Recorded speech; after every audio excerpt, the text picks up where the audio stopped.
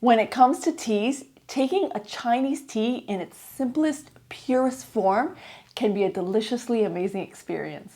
Not only is Pu'er categorized like wine in its fermenting and vintaging process, it has amazing stories in Chinese history dating as far back as the dynasties.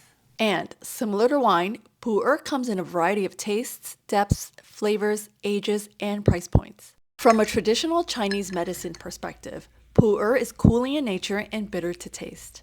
It's perfect for clearing heat and eliminating toxins from the body, particularly focusing on the stomach and liver. This tea is great if you're feeling too heaty, you have a hangover, or you want to aid in digestion. Pu'er is a dark tea and produces a dark pigment when steeped. It's traditionally grown and sourced from Yunnan, China. It starts with bitter tones and then gradually develops into a delicious golden aftertaste.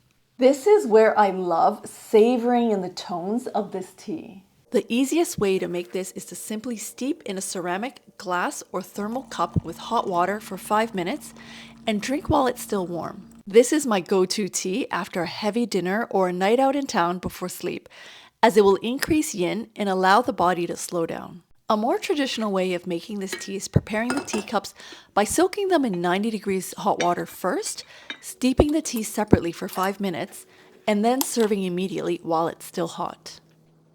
I love these beautiful Chinese traditions passed from generations to generations. You can also get super creative by combining Pu'er with similarly cooling ingredients such as dried roses, dried hibiscus, or dried chrysanthemum flowers.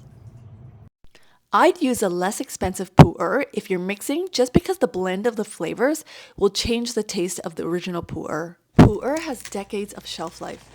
Be sure to store the tea leaves in a sealed and dry environment to sustain its longevity, and sometimes one of these giant bundles of Pu'er can last forever. I would love to hear about your Pu'er experiences and recipes in the comments below. Don't forget to share, like, and subscribe. And happy tea drinking!